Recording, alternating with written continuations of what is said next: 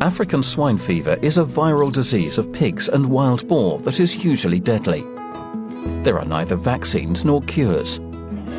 For this reason, it has serious socio-economic consequences in affected countries. The virus can persist for several months in the environment and in carcasses. Curing or smoking pork products does not always destroy it. Humans are not susceptible to the disease, but they can spread it through contaminated clothes or equipment. The clinical signs of African swine fever are variable and not always easy to recognize. Typically, diseased animals will show some or all of the following symptoms: high fever, weakness and reluctance to stand, vomiting, diarrhea, sometimes bloody, red or blue-colored skin, particularly around the ears and snout, coughing and difficulty breathing, miscarriage, stillbirths and weak litters.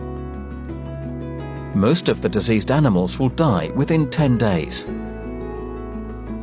Domestic pigs can be infected in a number of ways, including contact with contagious pigs purchased in affected areas, being fed with kitchen waste, contact with contaminated materials, for instance, from people wearing contaminated footwear or clothing.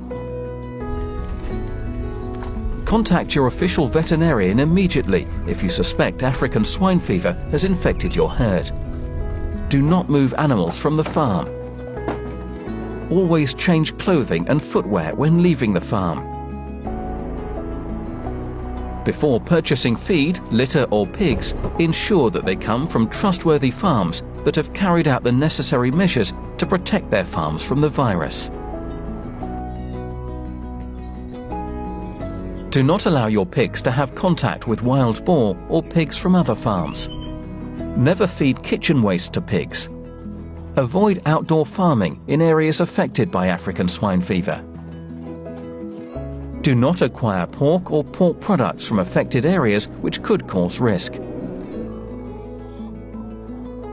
Wild boar hunters should not come into contact with domestic pigs after hunting.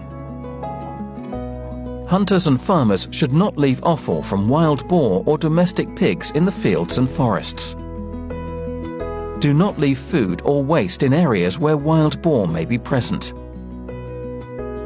Contact official veterinary authorities when you find a dead wild boar, even if the area has not been affected by African swine fever.